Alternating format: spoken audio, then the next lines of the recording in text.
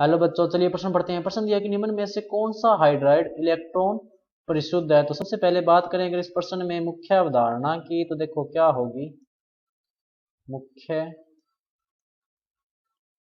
अवधारणा जो इस प्रश्न में होगी वो होगी इलेक्ट्रॉन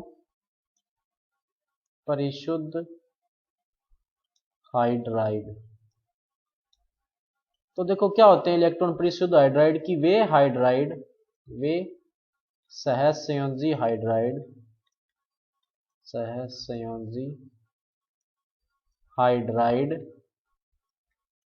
जिनमें केंद्रीय परमाणु का अष्टक पूर्ण होता है। केंद्रीय परमाणु का अष्टक पूर्ण होता है।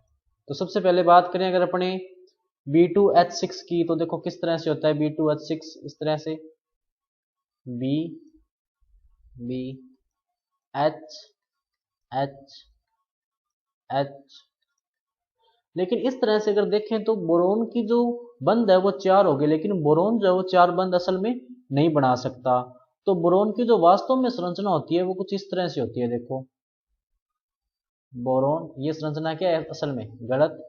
तो बोरोन इस तरह से होता है, ये हाइड्रोजन, ये हाइड्रोजन, इसके साथ ये हाइड्रोजन इस तरह से और इस तरह से। तो दो जो इसमें सेतु बंद होते हैं।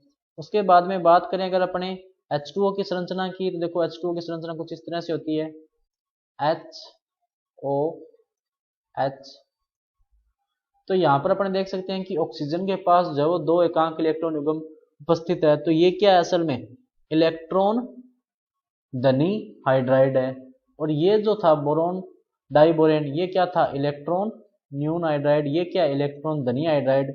इसी तरह NH3 है, NHH, और 2 इसके पास भी इलेक्ट्रॉन युग्म है। 2 इलेक्ट्रॉन है मतलब इसके पास एक एकांक इलेक्ट्रॉन युग्म है।